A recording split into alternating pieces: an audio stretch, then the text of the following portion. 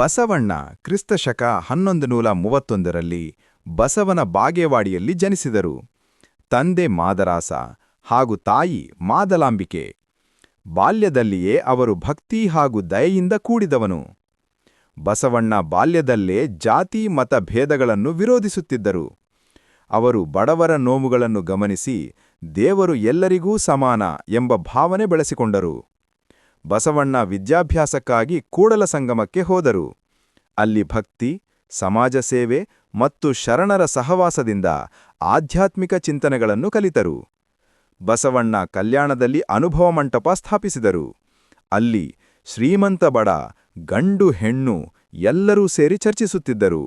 ಇದು ವಿಶ್ವದ ಮೊದಲ ಪ್ರಜಾಸಭೆ ಎಂಬ ಹೆಗ್ಗಳಿಕೆ ಪಡೆದಿದೆ. ಬಸವಣ್ಣನವರ ಸಂದೇಶ: ಕಾಯಕವೇ ಕೈಲಾಸ, ದಾಸೋಹವೇ ಧರ್ಮ. ದೇವರು ಮನಸ್ಸಿನಲ್ಲಿದ್ದಾನೆ, ಎಲ್ಲರೂ ಸಮಾನರು. ಬಸವಣ್ಣನವರ ತತ್ವವನ್ನು ಕೆಲವರು ವಿರೋಧಿಸಿದರು. ಜಾತಿ ಮತ ಭೇದಕ್ಕೆ ಒಪ್ಪಿಕೊಂಡಿದ್ದವರು ಅವರನ್ನು ಕಷ್ಟಪಡಿಸಿದರು. ಆದರೆ ಅವರು ತತ್ವವನ್ನು ಬಿಟ್ಟಿಲ್ಲ.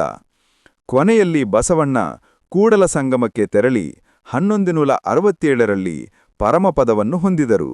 ಅವರ ವಚನಗಳು ಇಂದಿಗೂ ಕನ್ನಡ ಜನತೆಗೆ ಬೆಳಕಾಗಿವೆ.